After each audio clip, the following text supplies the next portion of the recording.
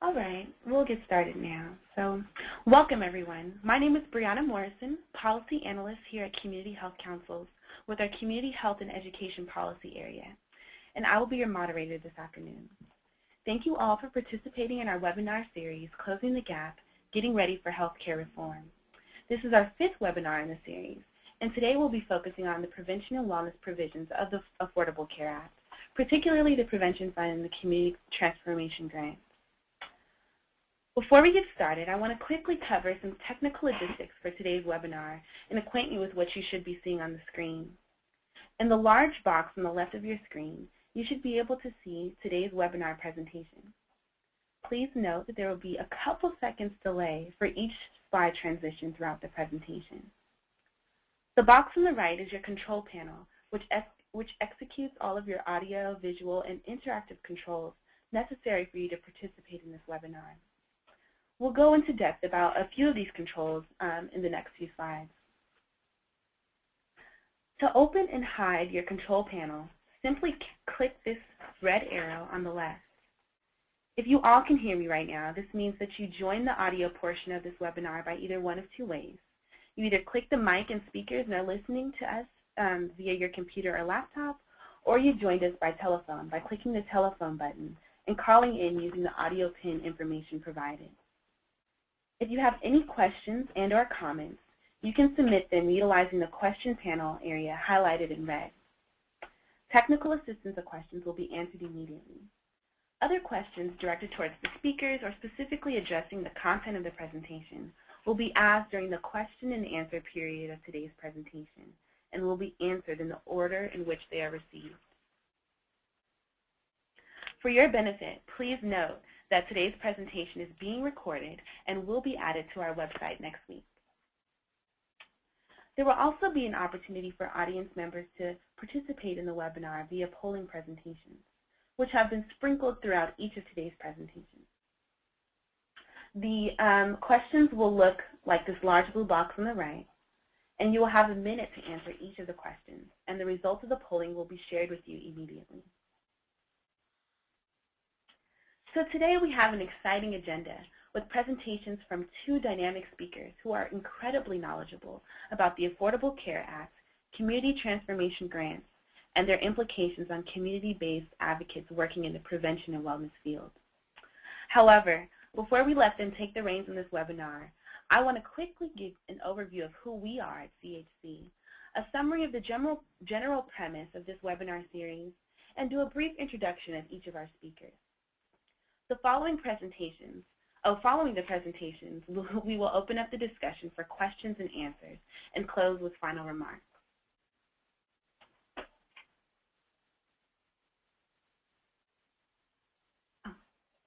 So Community Health Councils is a nonprofit, community-based health advocacy, policy, and educational organization dedicated to improving access to and the quality of health care, the environment, physical activity, and nutritional resources in underserved communities. CHC's 3 policy areas define the work of our programs, coalitions, and advocacy. Our expansion and quality of healthcare issue area supports coalitions at the local, state, and national levels to expand healthcare coverage and improve outreach, enrollment, retention, and utilization in publicly sponsored healthcare programs. Our access and quality of healthcare issue area works to reduce disparities in healthcare, improve the quality of healthcare delivery, and preserve the healthcare safety net. Our community health and education issue area works with local communities to transform neighborhood assets in efforts to develop healthier communities. The coalitions in this issue area promote the preservation and expansion of open space in one of the nation's most densely populated metropolitan areas, Los Angeles, and also work to expand the availability of nutritious and quality food options utilizing both land use policy and community development.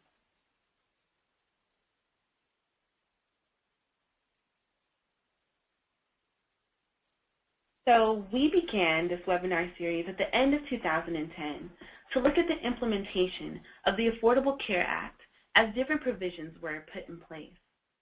Our coalitions were very interested in monitoring the progress of many aspects of the ACA, but we specifically wanted to leverage and strengthen the infrastructure of service organizations working to ensure successful implementation of the ACA, streamline current health-oriented programs with new and extended programs in the ACA, and uphold the ACA principles in eliminating racial and ethnic health disparities.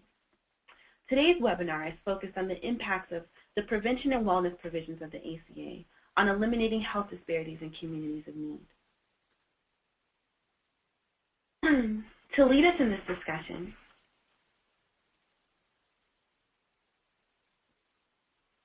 we are honored to have with us Mr. Richard Hamburg, who is Deputy Director of Trust for America's Health. Mr. Hamburg oversees public policy initiatives, advocacy campaigns, and internal operations, and has more than 25 years of experience as a leading health policy advocate. He has led the Trust for America's Health's efforts to ensure disease prevention is a centerpiece of health reform, and has been instrumental in Trust for America's Health's work on obesity prevention, building national pandemic flu and public health emergency response capabilities, and increasing support for public health priorities and budgets. Prior to Trust for America's Health, Mr. Hamburg served in a number of roles with the American Heart Association, including as its National Director of Government Relations. A native New Yorker, Mr. Hamburg is a graduate of the State University of New York at Albany, from which he received a Bachelor's of Arts in Political Science and a Master's of Public Administration.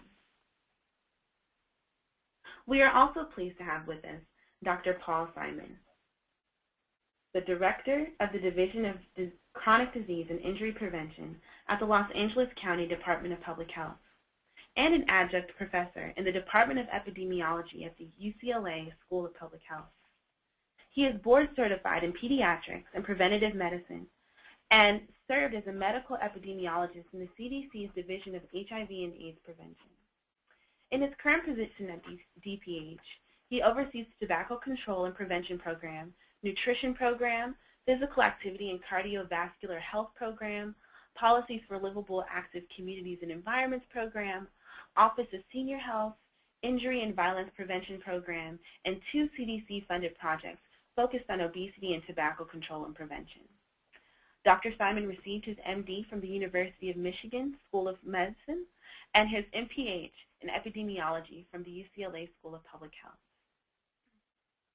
So now I'm going to turn the presentation over to Mr. Richard Hamburg, who will give us an overview of the current state of the ACA's prevention and wellness provisions, as well as highlight some opportunities for us to work to protect the ACA and its provisions. But before I do so, we wanted to start this discussion off with a quick polling question of the audience's familiarity with community transformation grants. So the polling question should have popped up on your screen, and you have a minute to answer the question. Starting now.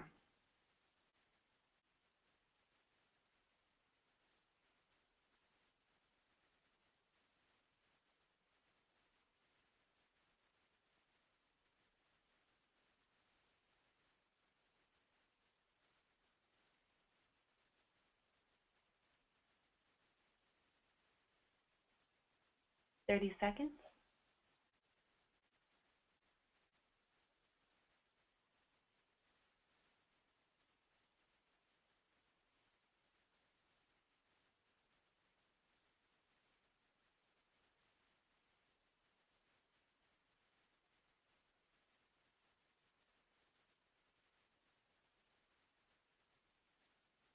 Okay, so the poll is now closed.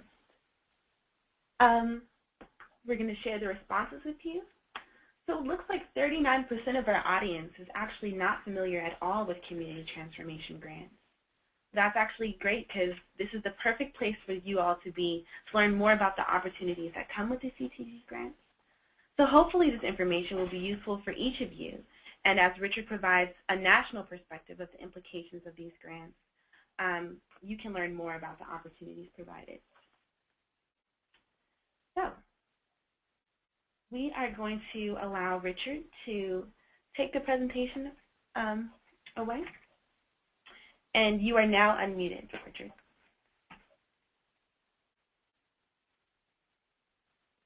Hello?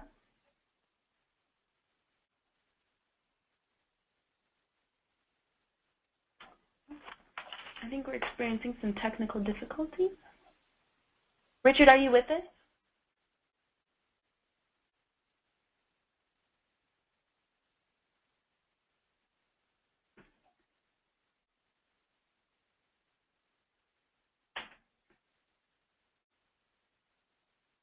Oh, Richard, you have to take yourself off mute so that we can hear you.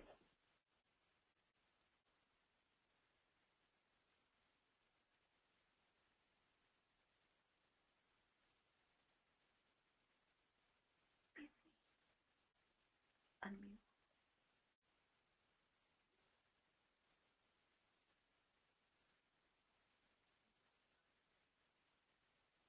You have to dial *6 in order to unmute yourself. Mute. Are you with us?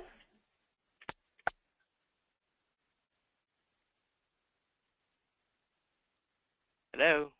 Rich, is that you? Yes. Yes, Perfect. can you hear me now? Yes, thanks so much. Oh, that's odd. Yeah, I wasn't muted, but anyway. All right, so sorry about that. So we are, I'm excited to be here today to talk about community transformation grants, the Affordable Care Act.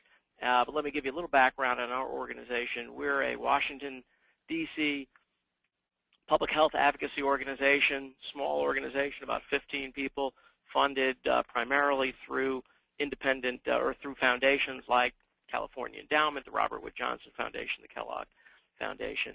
And we're focused on the nation's public health system and making it as strong, as well-funded, as accountable as possible. In essence, working to make prevention a national priority.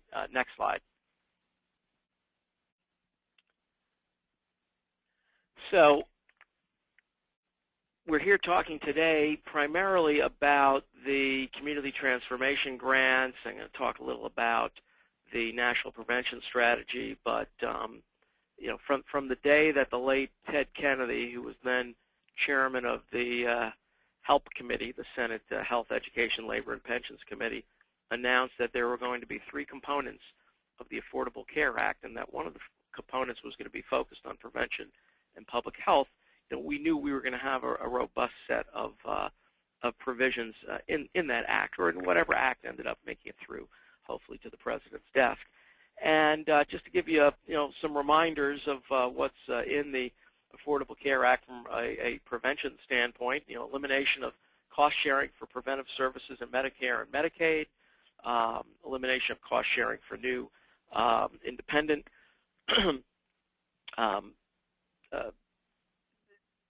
independent coverages as well, requiring states to provide Medicaid coverage for tobacco cessation for pregnant women without cost sharing. That was a big issue. Creating an essential health benefits package.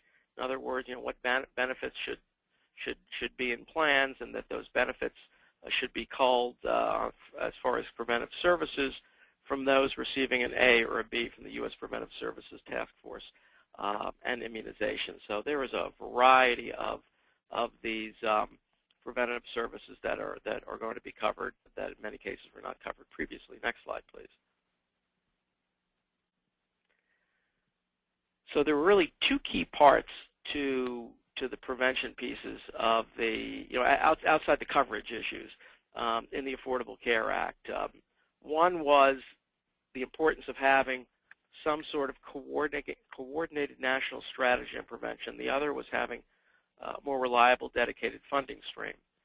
And several years before the whole debate on health care in 2009, 2010, we had gotten together and convened what began as dozens of organizations, ended up well over 100 organizations, and sat them down and gave some thought as to what might be in a blueprint for public health. What did we want to see in whoever was coming in as the president in 2009 in the new Congress? What would we like to see addressed in order to really move public health forward? So the first piece, and several of these came from some recommendations for a publication that we put out called the Blueprint for Public Health that we put out in October of 2007, I believe. It made a recommendation that we have some sort of coordinated strategy and that strategy should involve the concept of health in all policies, that it should involve the not just the Department of Health and Human Services, but many other federal agencies, and to sort of roll forward post-passage of the Affordable Care Act, we ended up with the establishment of a National Prevention Council chaired by the Surgeon General, participation by 17 other federal agencies, recognizing a role for public and private stakeholders, and again, the concept of health in all policies. If we're going to address an issue like childhood obesity, it's going to involve the Department of Health and Human Services and the Education Department and the Agriculture Department, Transportation Department, and so on and so forth. So the first national strategy was put out in June 2011. Next slide, please. The series of agencies that are participating, and this is cabinet-level agencies, involves a couple of the departments that I just discussed, but in addition to the Department of Veterans Affairs, the Department of Labor, Homeland Security even, Department of Justice, Bureau of Indian Affairs. And then there is an advisory committee made up of national leaders that advises the Surgeon General and the Council. Our Executive Director, Jeff Levy, is the chair. Jonathan Fielding, LA County Health, is a member. John Sefrin, the CEO of the American Cancer Society, a number of other national leaders are advising the Council, which is putting forward this set of national priorities. Next slide, please. So the priorities are basically set on 4 pillars. Healthy and safe community environments is the first one. Elimination of health disparities, the last one.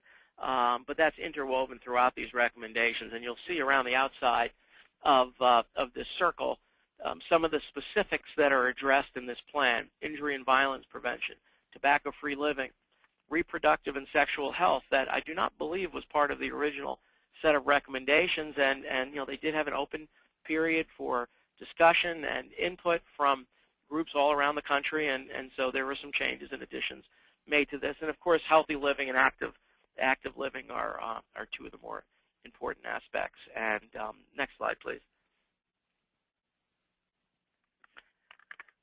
So the health in all policies idea, when all sectors are working together to promote prevention-oriented environments, so again, thus housing, transportation, labor, I think an understanding that the nation's health is everyone's problem, that there are major disparities out there, place matters, education matters, race matters, economic, social factors as well, and that we all need to work together.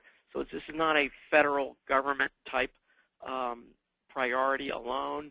The idea of having this national strategy is that the federal government is going to work with state and local governments, non-governmental organizations, and other local individuals to help make this happen. And in fact, as we speak, the Surgeon General, a number of others have been going around the country, a series of local meetings. They've done them in Chicago and Boston, North Carolina. I'm fairly certain there are ones coming to California in the coming months, again, to try to build support for the concept of having a national strategy. And the federal government does a lot of good things, but one of the things it's always done is create plans. So there was an HIV/AIDS plan, there's a tobacco plan, there's a nutrition plan, there was a pandemic flu plan. But again, some of those plans coming from individual agencies, with the idea of tying them all together, is really one of the more important things we're talking about here. And then to succeed in creating these healthy environments, we're looking at clean air and water, safe housing, transportation, infrastructure, providing the opportunity to be active and safe. I often say that, when asked about the role of government, is there to remove barriers. And you can't tell kids in a neighborhood that's not safe to go out and play.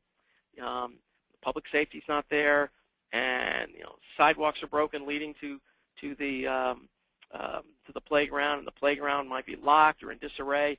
We need communities to work together to ensure that people are able to make the healthy choices, the easy choices, the ability to go out and exercise and eat healthy and so on. Next slide, please. So not to belabor the point, but when we're looking at something like safe and affordable foods and procurement policies, and one of the great things that it's been done from a policy standpoint the last couple of years is improving the food sold under the school lunch and breakfast programs, and then also so-called foods, competitive foods, food sold in vending machines and school stores and the like. And you might have well, actually, there's a national law now on labeling in fast food restaurants and large chains, but a lot of that starts at the local level. You're looking at vending machines. You want to see healthier opportunities. You're looking at school foods. You want to make sure that we're meeting or exceeding USDA standards, and not all states, frankly, are in that position.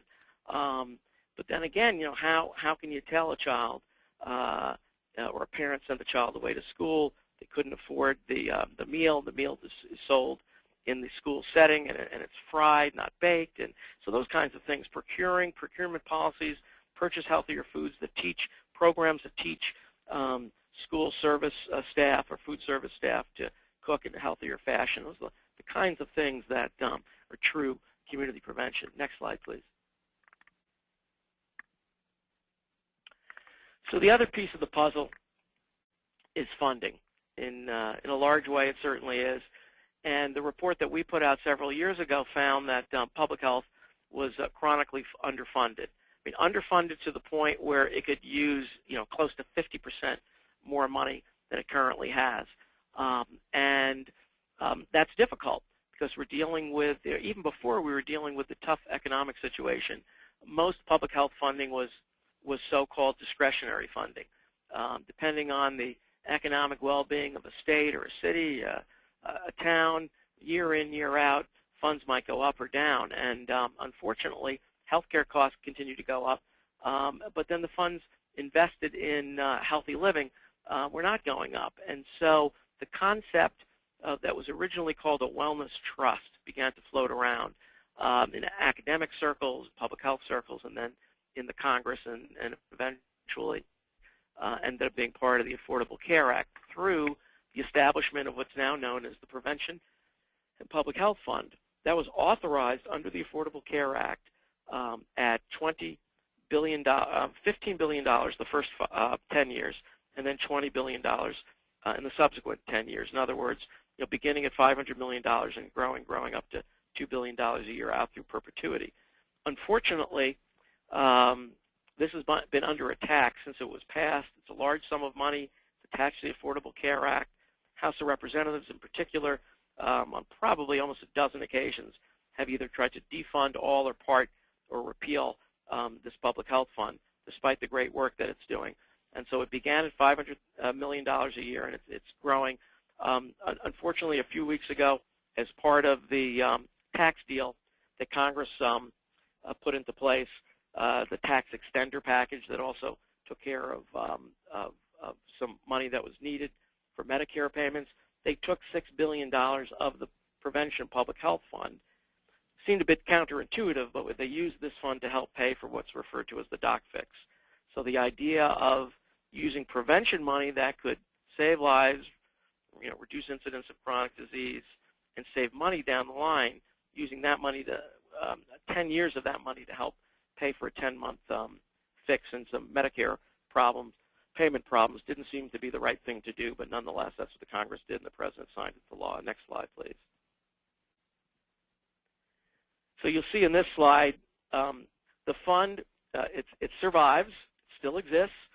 It's just going to grow more slowly, and where it was supposed to grow to $2 billion in 2015, now it won't reach its full potential until 2022. So rather than $18.75 billion over the next 10 years, it's going to be $12.5 billion. Still significant money and much needed money. Next slide, please. So this is where the funding's going. In fiscal year 2010, it was $500 million. In fiscal year 11, it was $750 million. In 12, 13, 14, and 15, it'll be an additional $1 billion a year. You'll see that of the various programs funded under the Prevention and Public Health Fund, $40 million, $41.4 million went to the state of California. And you'll see where the other funds have gone across the country. All 50 states have received funds, so there's something for everyone. Next, please. And then this is where the dollars went. Let me skip over for a moment the Community Transformation Grants. Is an extra $100 million for childhood immunizations, additional money for tobacco prevention. I'll get back to that in a second.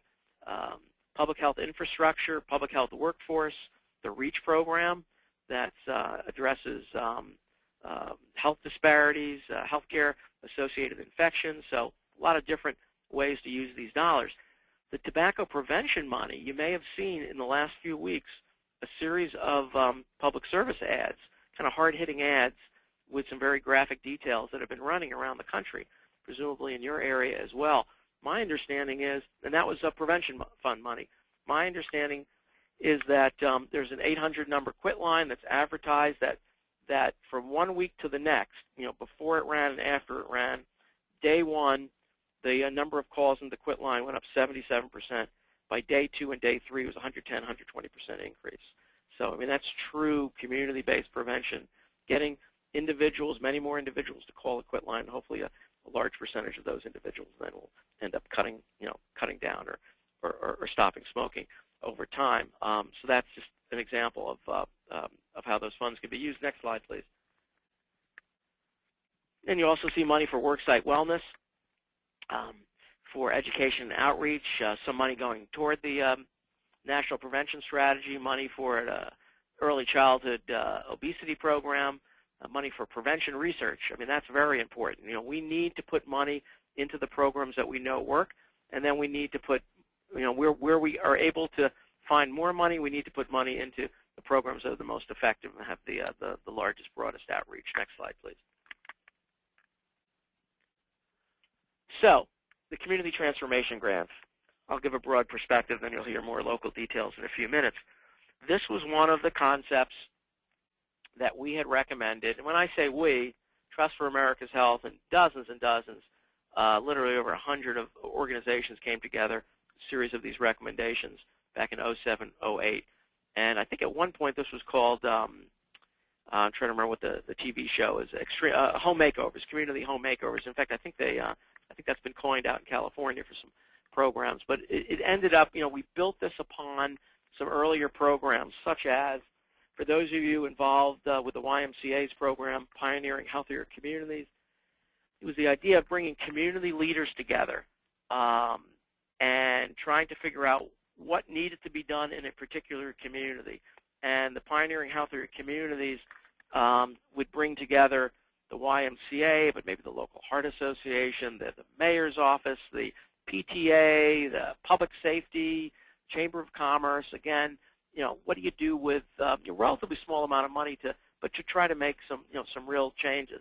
The idea here was to put a program like that and bring it to scale. What happens if we have $10 million for LA County, or $5 million for Seattle King County, or $500,000 for a tribe located in Michigan, let's say, and if we set some parameters and some goals, and the goals are basically the reduction of obesity, levels of obesity, reductions in tobacco use, also by 5% over 5 years, and heart disease and stroke.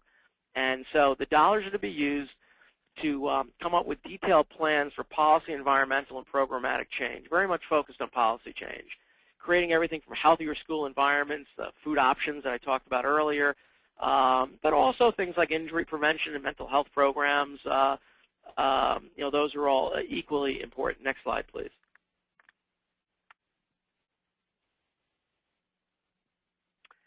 So these are real. They're happening. The money is going out. $145 million for the program in fiscal year 11. $103 million went directly to 61 states and communities, and that included dollars that went to public health institutes serving the state of California outside the scope of some of the major counties, of $5.9 million. San Francisco, $800 million. LA, $9.8 million. San Diego, $3 million. And then for some capacity building grants to Stanislaus County, pardon me if I'm not pronouncing this right, to Toyabe Indian Health Project. So, a lot of money going to some really good causes in year one. And there were also grants that were made to national organizations like the YMCA, the Lung Association, the REACH Coalition. Some of the money for technical assistance for these programs, but some of the money to be regranted. And that's something to keep in mind, that even if the money went to a state, 50% of the money that went to a state for the main grant is going to be regranted to local communities. The way this was set up, money went directly through state health departments in some cases, through large 500,000 plus county health departments, and then also to non-governmental organizations. So the idea that, hey, we need to try this a lot of different ways, but always coordinated. So in order to get the money as a non-governmental organization, you had to work closely with the health department. In order for the health department to have the grant, they had to show that they put together a leadership team and a broad coalition. In fiscal year 2012, we'd actually hoped to see, and Congress had pushed for $280 million for the community transformation grants. We ended up with a large increase nonetheless to $226 million. So it's $81 million that's going to be available in the weeks and months to come for a new competition for areas less than 500,000, focused on non-governmental organizations, school districts, housing authorities, etc. So it's new money in addition to the previous grants that are set for 5-year programs. Now, if more money comes available in fiscal year 13, 14, 15, if Congress deems to put more money into this, there are literally hundreds of millions of dollars of approved but not funded grants. There were over 900 letters of intent filed originally for what ended up being 61 grants. Next slide, please. So let me begin to wind things down here. This is the last point I want to make. Prevention, and if you talk all policies, or health in all policies, it's not just public health groups. So over time, from an advocacy standpoint, we built support for the concept of the fund, then in support of the fund, to make sure it was part of the Affordable Care Act, and now to protect the fund. So yes, it includes a lot of traditional public health organizations, including dozens and dozens local organizations and statewide organizations in California alone, but 760 organizations, the American Heart Association, the Cancer Society, the Lung Association, but also education groups, National Education Association, the school nurses, big national unions, AFSCME, SEIU, Federation of Teachers, medical providers like the Academy of Pediatrics, the College of Preventive Medicine, the nurses, business groups, policymakers like the U.S. Conference of Mayors, faith-based groups, United Church of Christ, National Council of Jewish Women, and so on and so forth. So it's, truly takes a village, takes more than a village to make this happen. And so, I think the idea here is all of these organizations should be involved in advocating for healthier communities, both from just generally supporting these kinds of programs, but also we urge groups to find out, who's got the grant in your area, who is the, who's helping to run the grant. If you have ideas, be able to share with them to make sure they're incorporated into these action plans. Or if you weren't part of this, maybe you might be interested in working with consortia of other groups that might, in fact, apply for the new grants that will be available for the next couple of weeks. Last slide, please.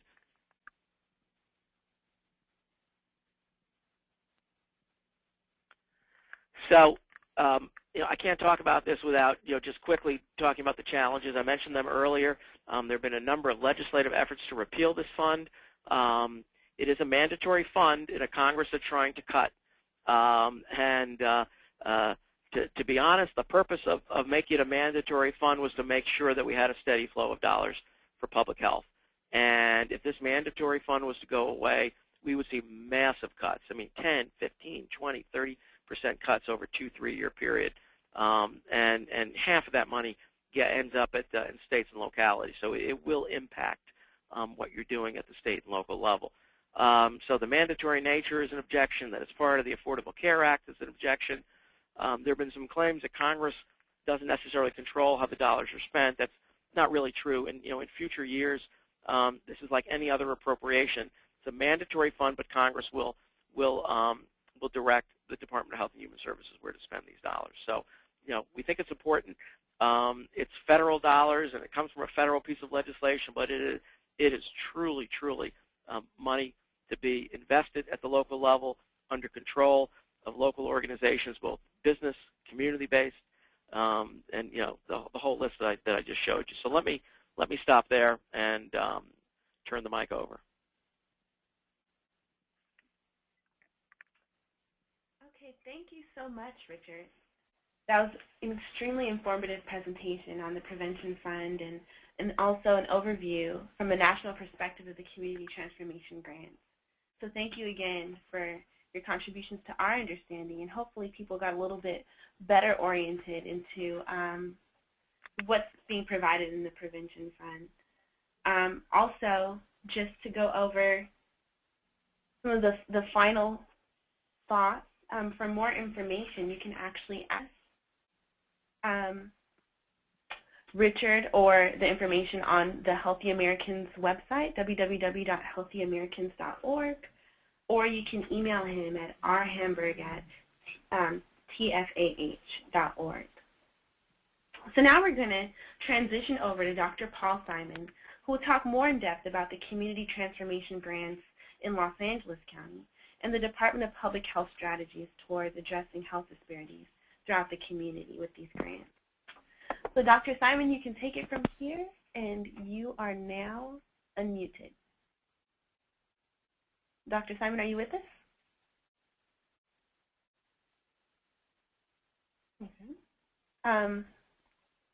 Make sure you press *6 so that you can be unmuted and we can hear you.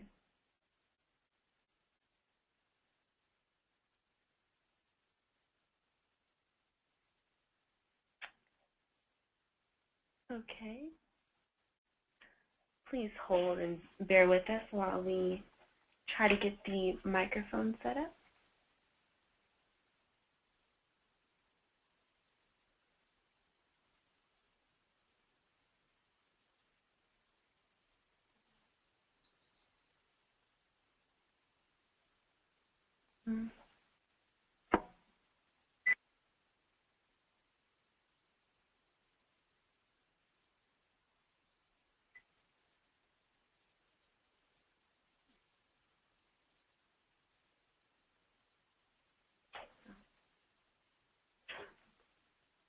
Dr. Simon, are you with us?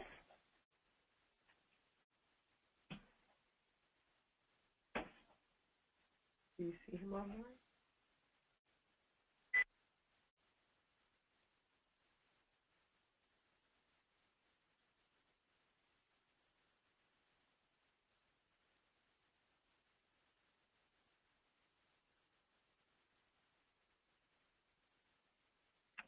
Dr. Simon, we have you as being logged into your computer. Perhaps you need to turn up your speaker or dial in via the telephone link.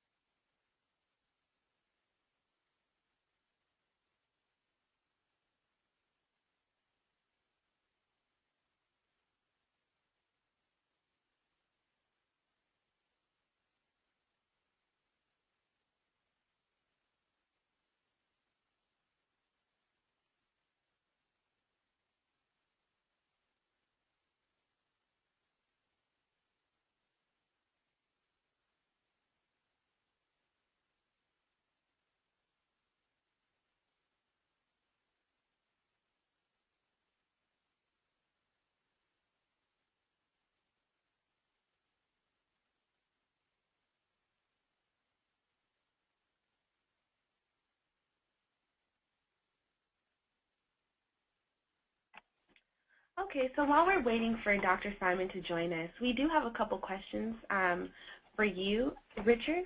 And attendees, if you have any questions for Richard, you can go ahead and submit them now via the question box in the control panel of the webinar. But one of the questions that we had for you was in regards to the messaging that for different target audiences. What messaging would you suggest for different target audiences that we can support the Prevention Fund? Well, I think that it's important to, in this day and age and in this debate, it always tends to end up somewhat around the money issue.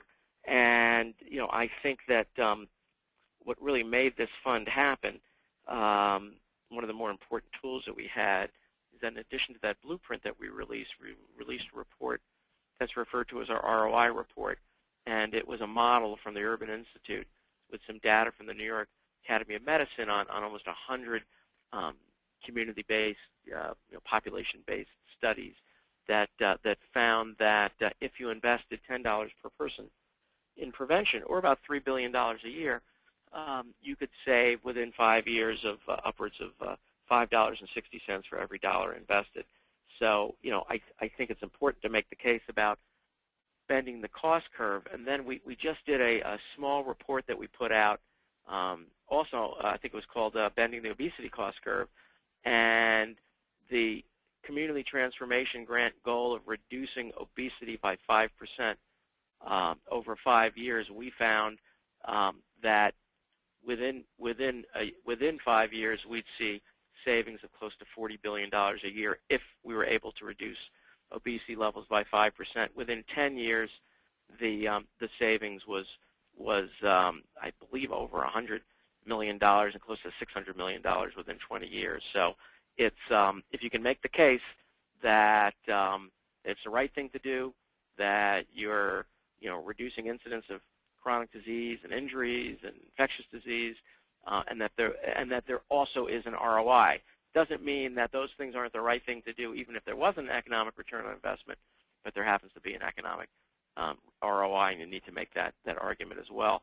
And then the last, I think, talking point is, might have mentioned earlier, making the healthy choices the easy choices, that there is a government role, and the government role is removing some of these barriers that without a government investment or government intervention, that some of these barriers might still exist. And it could be everything from providing the necessary funding to making sure that when highways are built, bike paths go with that as well, and community development to make it as easy as possible for people to get the services that they need and to be able to lead healthy, active lives. Thanks so much, Richard. We got a couple other questions actually pouring in, but before we get to those questions, I just want to see if Paul is on the line now. So let's see if he joined us. Hello. Paul, are you with us? Perfect. Yes, can you hear me? Yes, we can. Thank you so much. Sorry, I was here, but it wouldn't let me override the mute. Oh, wow. Oh, my apologies. I'm glad that you're with us now. So we can just get started into your presentation, and then with all the other questions that have been submitted in regards to Richard's presentation, as well as ones that will probably come as a result of Paul's presentation, we can answer those at the end of the webinar session. So you can go ahead and take it away, Paul. All right. Thanks, Brianna, and good afternoon, everyone. So I'm going to talk about the Community Transformation Grant in Los Angeles County, and we're calling this initiative Choose Health LA. As Richard mentioned, though, there are a number of grantees in California. In fact, California did very well. For those of you, I heard early on that there are a number of folks from around the state, but not in Los Angeles County. And so if you want more information about the Community Transformation Grant Program and what other communities, counties, and communities were funded in the state, you can actually go to the CDC website, which is www.cdc.gov/community transformation, strung together as a single word, and you can get more information.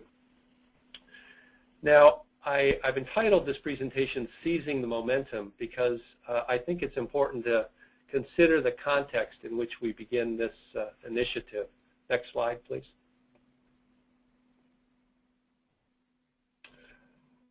In Los Angeles County, we have seen a dramatic reduction in mortality for the leading causes of death. This slide shows mortality comparing 1999 through 2008.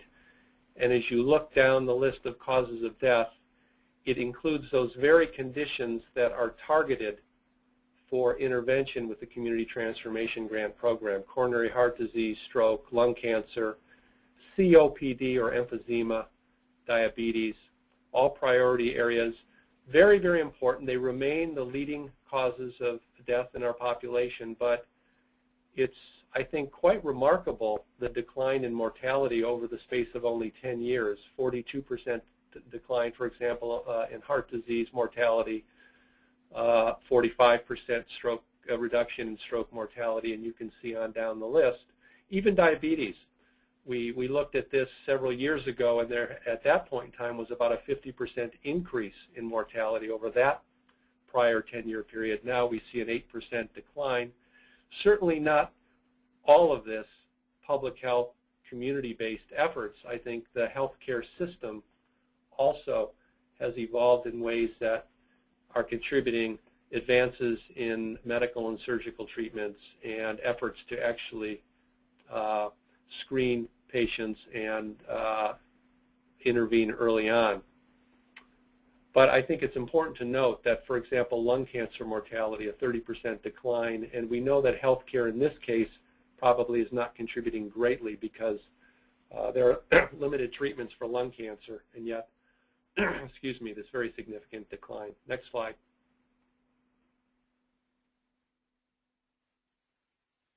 Next slide, please. Thank you. And this actually shows, I think, evidence of the power of community-based prevention efforts. And many of you are probably familiar with this story, but California was a national leader in tobacco control efforts beginning in the 1980s, communities working together to implement policies and other environmental change strategies to reduce smoking in public places, and the state rolling out a media campaign, taxation of cigarette products, a whole host of things contributing to a more rapid decline, well, certainly a rapid decline in smoking in California.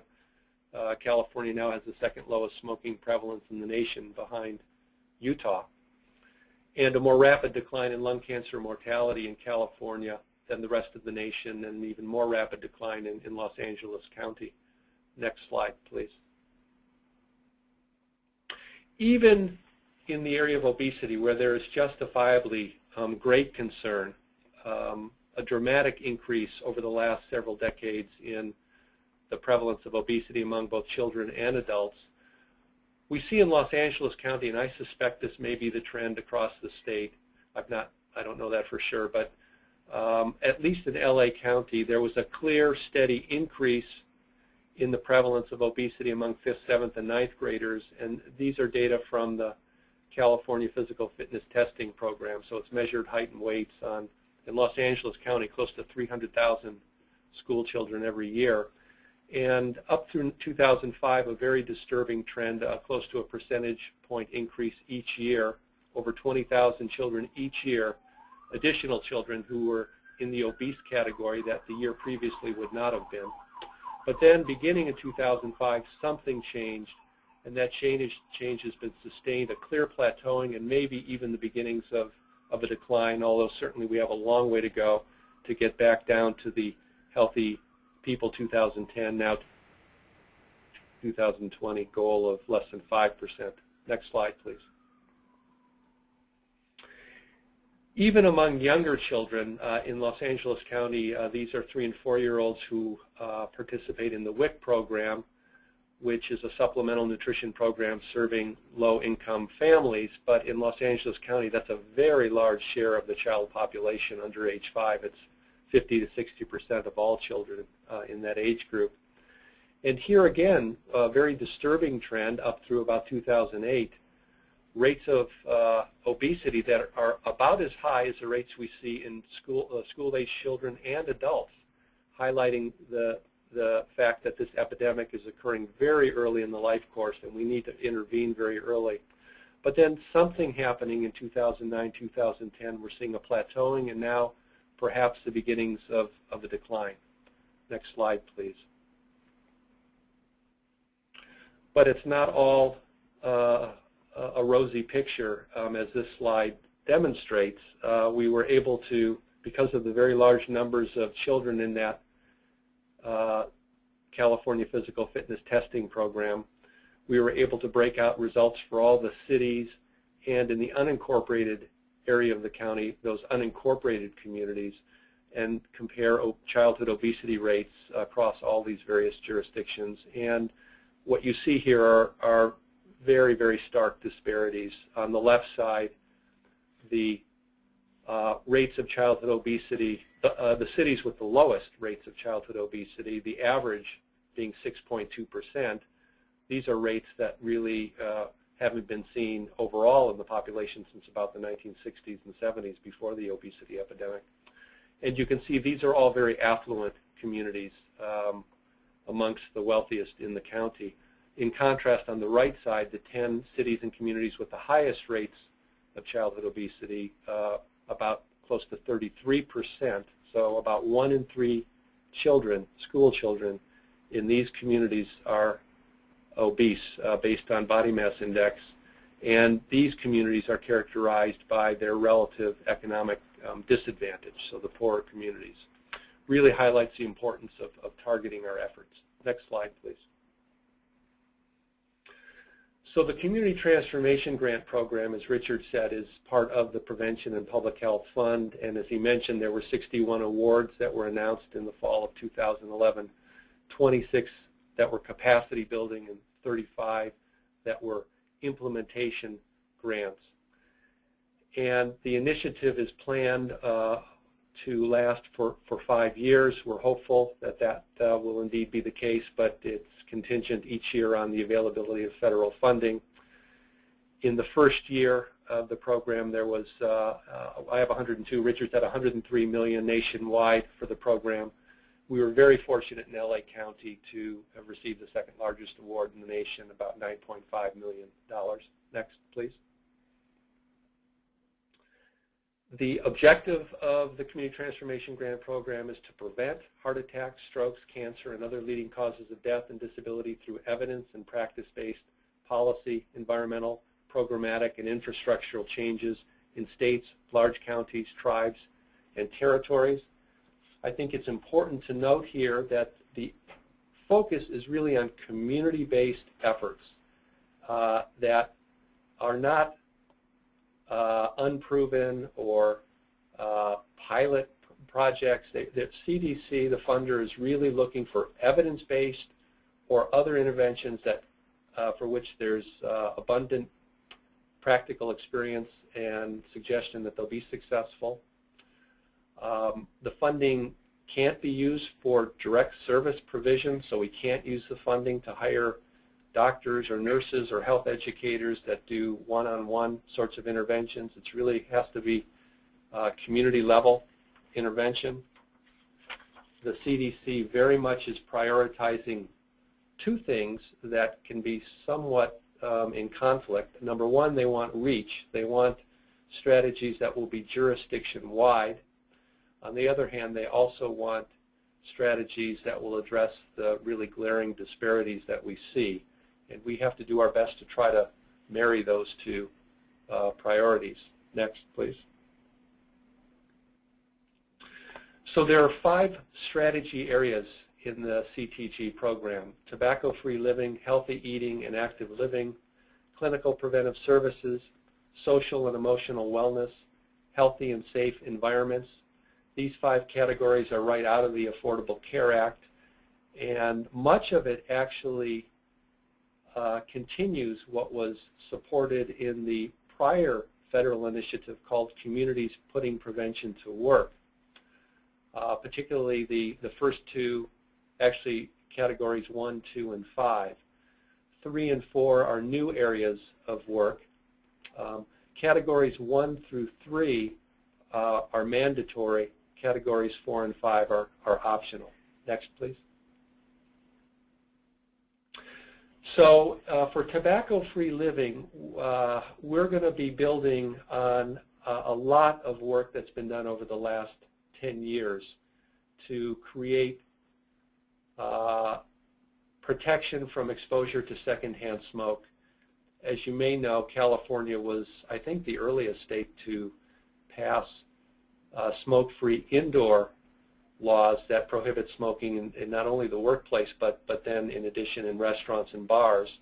And since then, the big effort has been to push for smoke-free policies in outdoor areas where people are likely to be exposed to secondhand smoke. So, for example, smoke-free parks, smoke-free beaches, more recently smoke-free outdoor dining areas, smoke-free hospital campuses, not just within hospitals but outside of hospitals.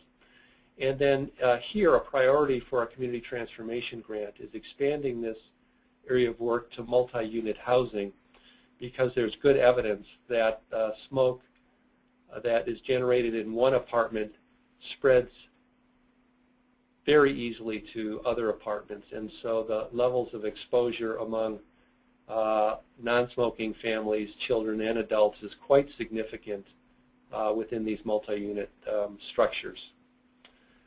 Secondly, to continue our efforts to reduce youth access to tobacco products by limiting marketing that targets youth, by establishing tobacco retail licensing, which creates a funding stream to educate tobacco retailers about the law, and also to even do sting operations to see if there are tobacco retailers that are violating the law. We are going to be building on the success of the Communities Putting Prevention to Work initiative that I mentioned earlier in expanding tobacco cessation services and access and awareness of the 1-800-QUIT line, and working particularly in healthcare settings, but also social service agencies that serve populations that have very high rates of smoking. So those living with mental health problems, substance abuse disorders, those who are homeless or only marginally housed, where we see very high rates of tobacco use, trying to expand tobacco cessation services to those groups, also expanding services in schools and in the workplace as well. And then we'll be building on a large body of work around social marketing and public education, counter-advertising strategies to change social norms, continue to change social norms around smoking. Next, please. Strategy area 2, active living and healthy eating. We're going to continue what has been some successful efforts to promote breastfeeding in hospitals. We know that breastfeeding is one of the most important interventions to prevent, actually, childhood obesity. It has a protective effect not only for obesity prevention, but also can protect against infections and other chronic diseases in childhood. It's the optimal form of nutrition during infancy. And unfortunately, in many hospitals, it's difficult for new moms to breastfeed, and there just aren't the supports readily available to encourage breastfeeding. And there's a program called Baby Certification that comes out of the World Health Organization that is evidence-based. And in our prior Communities Putting Prevention to Work initiative, we just learned we were successful in getting all 3 county hospitals to achieve the baby-friendly certification. It was a big accomplishment. Our First 5 Commission is supporting efforts in other hospitals to achieve baby certification, and we're going to be using some community transformation grant funds to further support this effort. We're going to continue to invest efforts in improving the nutritional quality of school meals and the provision of quality physical education in schools and school districts, and particularly targeting school districts in communities with high rates of childhood obesity. We're going to be working with cities and with communities in those cities to create healthier food environments and to promote active living through land use practices and policies, through transportation practices and policies. We're going to be building on what has been some early success in encouraging public agencies to include nutrition standards in their food service contracts, and these are food service contracts that in some cases involve operating cafeterias, but in many other cases involve public programs that involve food. And historically there has not been a focus on nutrition standards in these programs, and so we've seen a receptivity to including nutrition as an important variable in these food service contracts, and trying to expand this work out to the private sector, to universities that purchase and colleges that purchase a lot of food. We're also going to be working with local farmers markets, particularly in the low-income communities, to promote CalFresh benefits and to create the opportunity for participants to use their CalFresh benefits at farmers markets to increase access to affordable and fresh produce. Next slide, please. We've also, as part of communities putting prevention to work, our Renew LA County initiative rolled out a sugar-sweetened beverage public education campaign that some of you may have seen. I think it's been out for at least several months. The tagline being, "You wouldn't eat 22 packs of sugar, why are you drinking them?" Done in both English and Spanish. We're going to continue to expand that campaign in our Choose Health LA initiative. The focus group testing that we did in a number of different communities indicated that many folks are not at all aware of the incredibly large amount of sugar that's present in soda and other sugary beverages. And the results indicated that they were very responsive to this message, and that we think it will have hopefully a significant impact. Next slide, please. A new area that I mentioned for community transformation grants is clinical preventive services, and we're going to be working with our sister department, the Department of Health Services, also our neighboring city public health departments in Pasadena and Long Beach, with the LA County Community, the Community Clinic Association of Los Angeles County, with the American Diabetes Association, with some other community provider groups, to expand the delivery of high-impact clinical preventive services in the context of patient-centered medical homes, and particularly targeting organizations that serve high-need communities.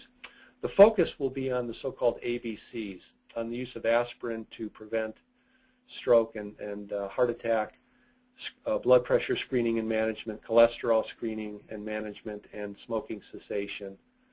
We'll be implementing a diabetes prevention and education intervention in these participating clinics.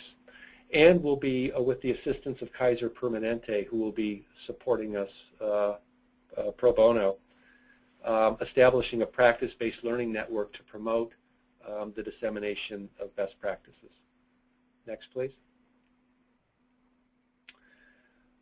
Another area that's entirely new, social and emotional wellness, and I think not a lot of clarity really on what the CDC was looking for here, and I think a lot of communities across the country and grantees have struggled with, given the limited funding for this, what the best approach might be.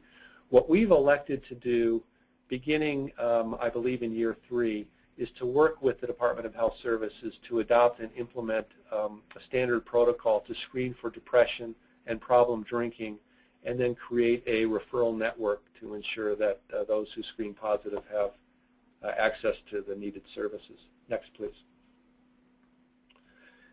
And then finally, healthy and safe physical environments, building on a large body of work that's been done not only by our own department, but by various community organizations and funders in Los Angeles County and across the state to try to influence land use planning and transportation planning to create healthier built environments.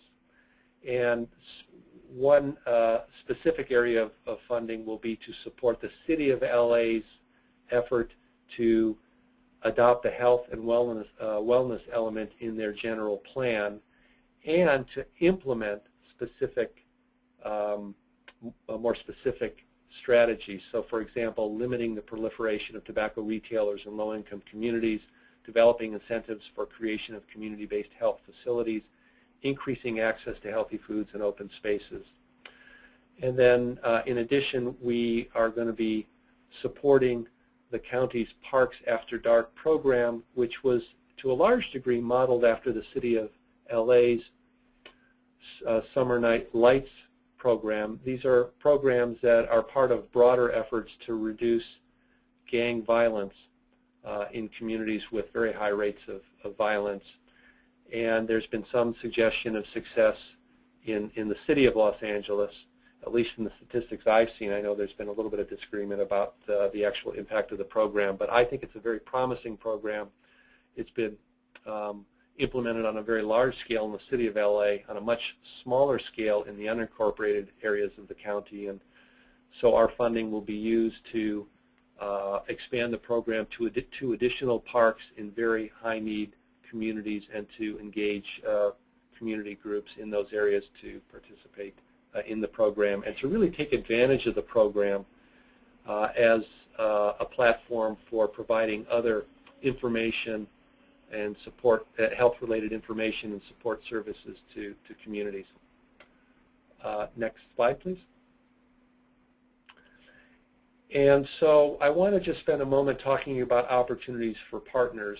What's not on this slide, but should be actually, is that we have several community coalitions that have been very supportive and have been very active, vital partners in the work we've done over the last 5 to 10 years, both around tobacco control and also around healthy eating and active living. We're going to be capitalizing on those coalitions and encouraging others with interest to join the coalitions. There's an email address that I'll share on the last slide for folks who are interested and not members of our coalitions to join. And we hope that these coalitions will provide abundant opportunity for two-way communication, both for us to share what we're doing on the initiative, but also to gather input on how we can capitalize on what's happening in communities to augment, expand and increase the effectiveness of the efforts. In addition, though, there are going to be some funding opportunities. We're going to be, I believe, in the next, hopefully, 2 months, releasing a request for proposals and these will be targeted to community organizations working in partnership with cities and or school districts to expand healthier food environments and promote active living. In addition, we've earmarked some funding for technical assistance that will be available for high-need cities that are interested in pursuing healthy eating and active living strategies. And the funding will be used to provide more direct support. We've found in the past that this is important because many of the highest need communities and cities don't have the resources to compete very effectively in these RFP processes where there's competition for grant money. And we want to try to build capacity in the communities that have the greatest need. So we're going to be providing direct technical assistance to some communities that have very high rates of childhood obesity, very high rates of poverty, in the hopes of creating capacity down the line that will then position these communities to be able to compete more effectively for funding in the future.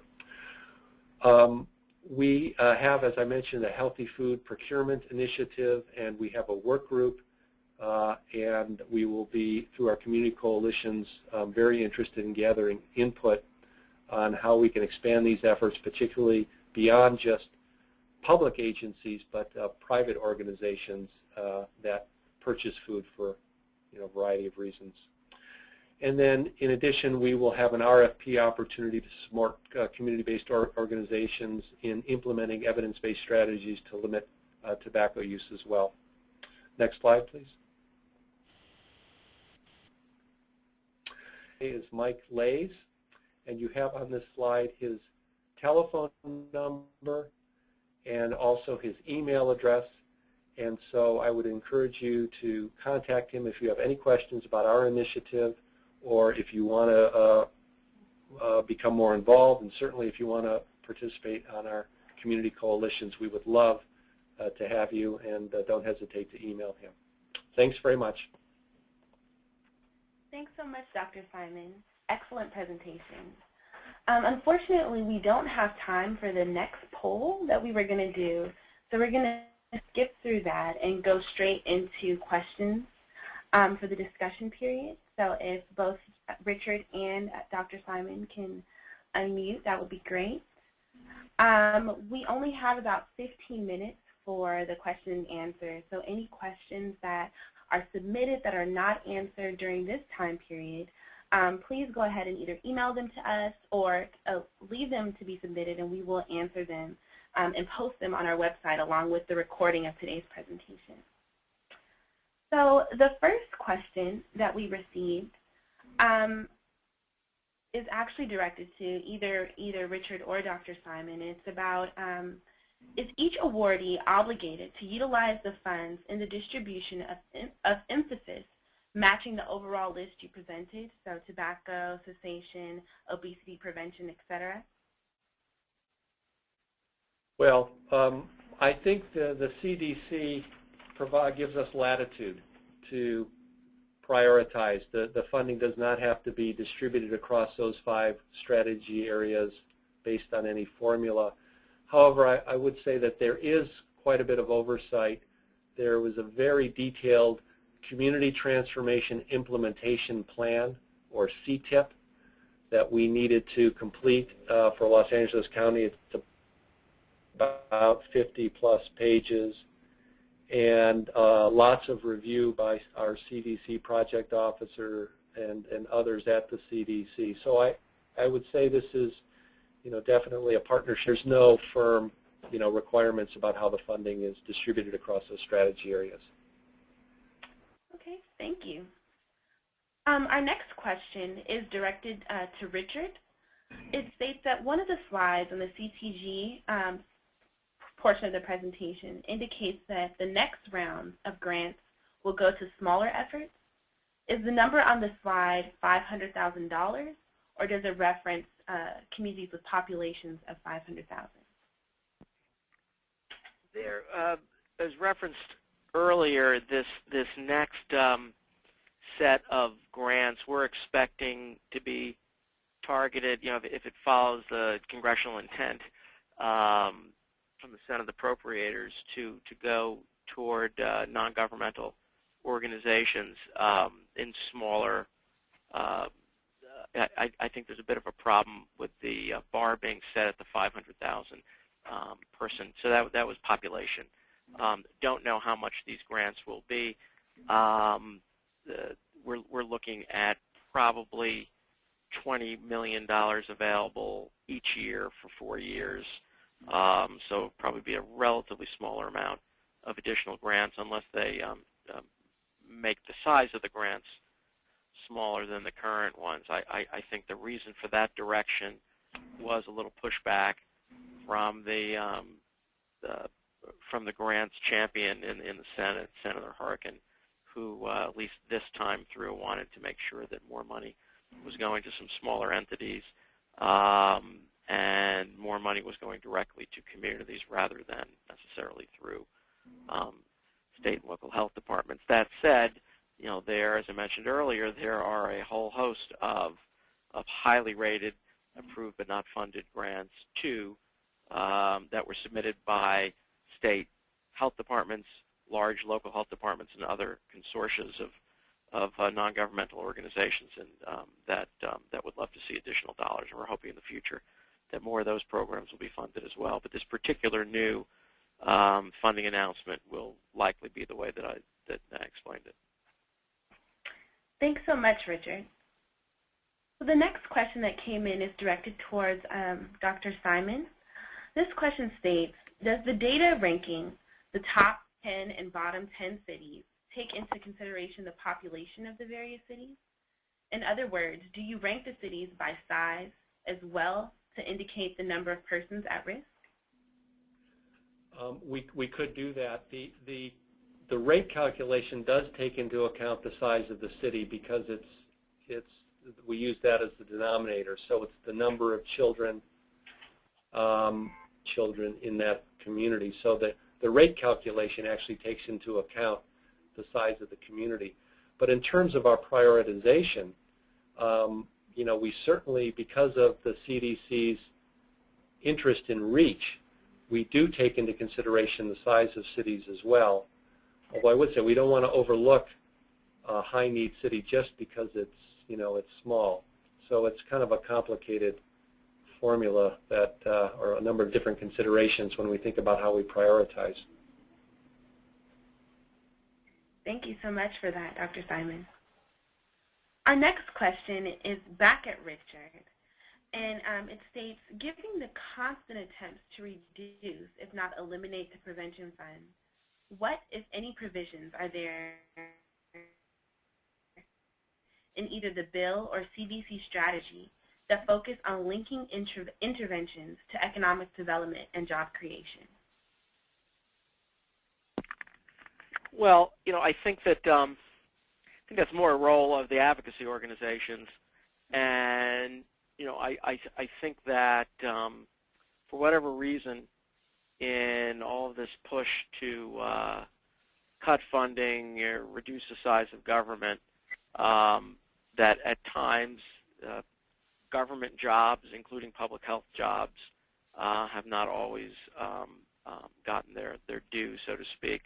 ASTO, state and territorial health officials, NACCHO, the city and county health officials, American Public Health Labs have all put out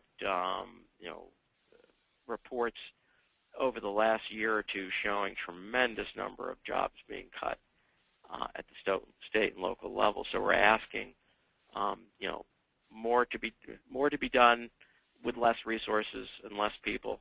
And I do think that that we, from an advocacy standpoint, need to do a better job of making the case for economic development, the return on investment, the bending the cost curve. I mean, all of those kinds of arguments, and that's one of the reasons when like groups like ours that spent a long time making the case for community prevention just on the merits, understand that you also need to make the economic argument from a job standpoint, from an impact standpoint, and certainly long term. We're talking about reducing healthcare costs. I mean, that's why it was so ironic that the Medicare fix was paid for with prevention money. It just didn't make a lot of sense, and that's one of the reasons we sent a letter to the president from 120 national, from the CEOs of 120 national organizations last week, expressing concern with his signing that particular cut. Thanks so much, Richard, for that response.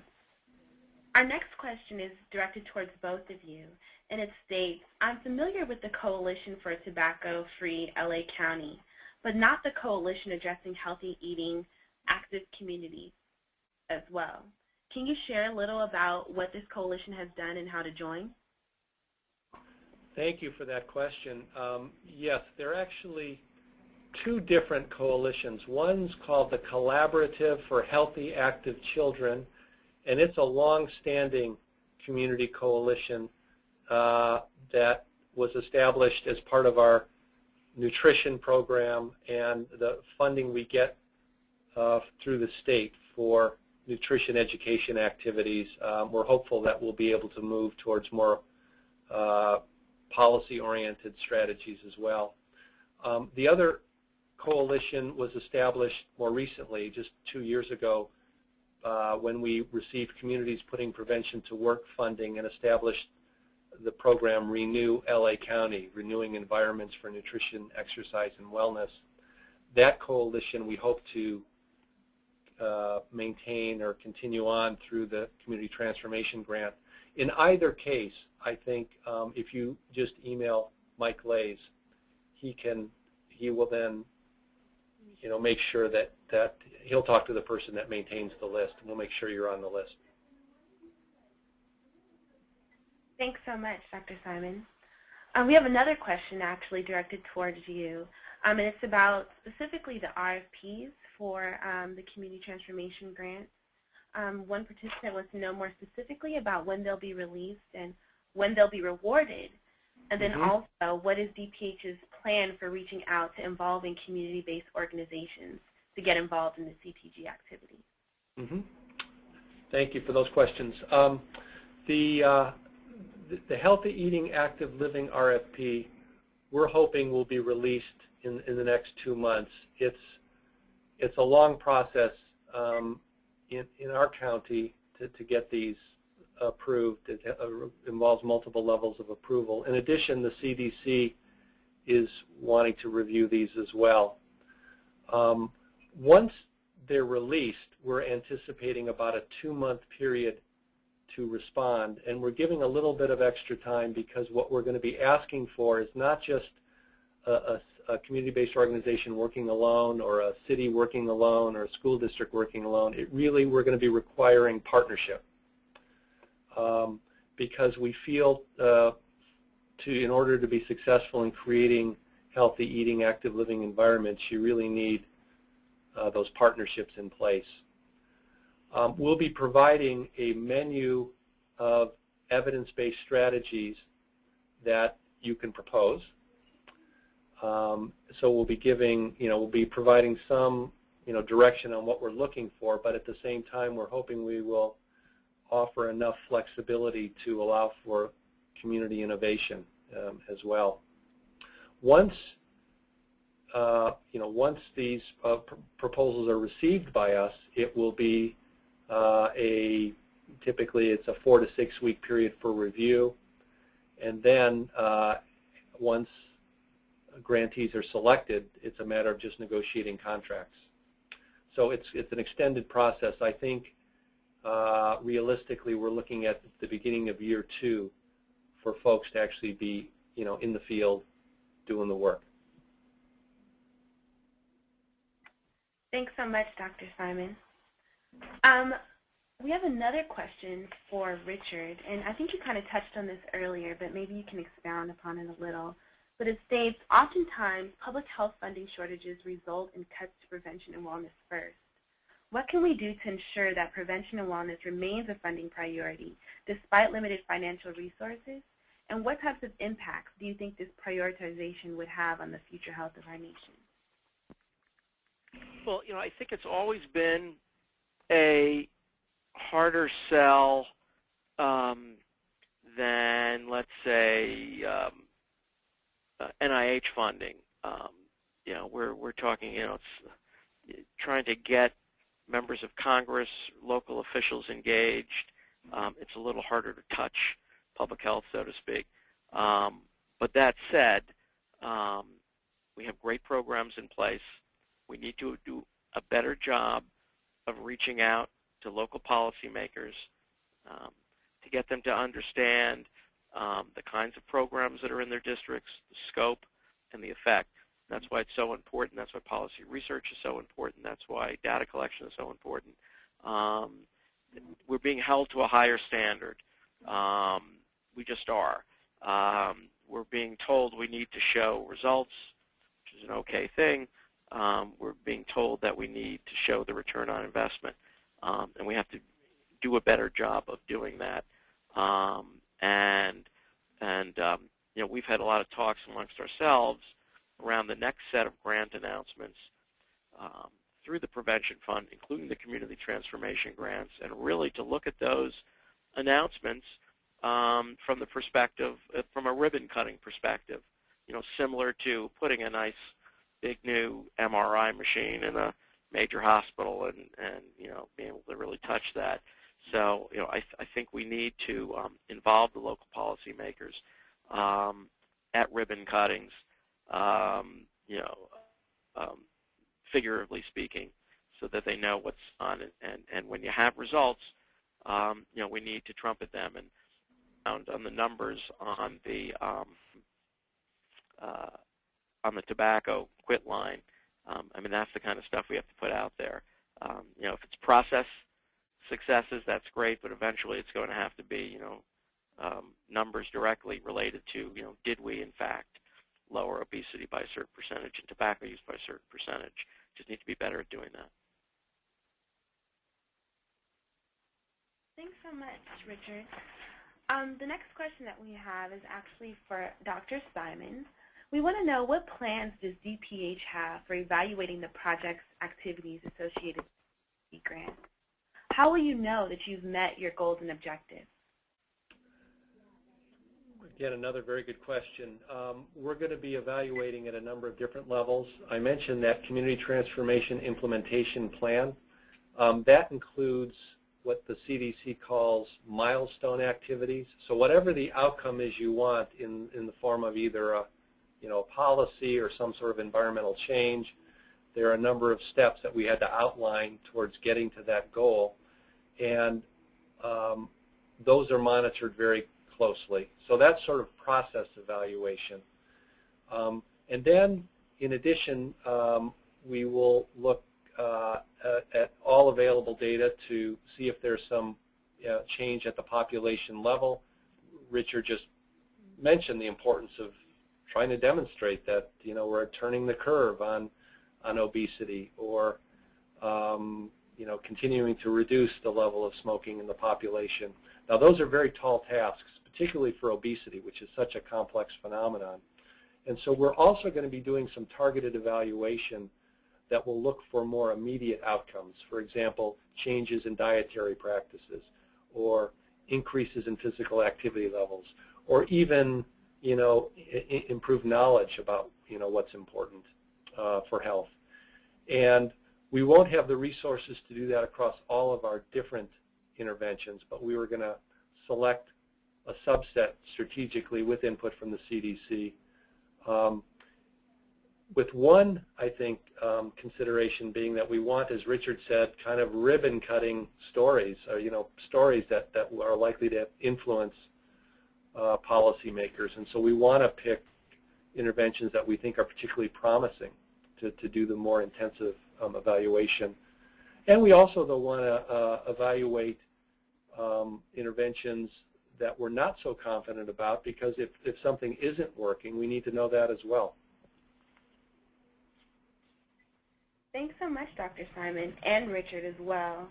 Unfortunately, this is all the time that we have for today's webinar. We hope that the information provided in these discussions have been beneficial and valuable. A special thank you again to both Mr. Richard Hamburg and Dr. Paul Simon for providing such profound insights on the prevention and wellness provisions of the ACA, as well as Community Transformation Grants. Please go to our website to find the recording of today's webinar and answers to any remaining questions that were not able to be answered during this duration. If you had technical difficulties submitting your questions through the webinar control panel, you can also email the questions that you have to myself, and we'll make sure that they're answered by the appropriate presenter. Also, please stay connected through our listservs or website to learn more about the next webinar in our series, which will take place in the coming months. Thank you all again, and have a great day.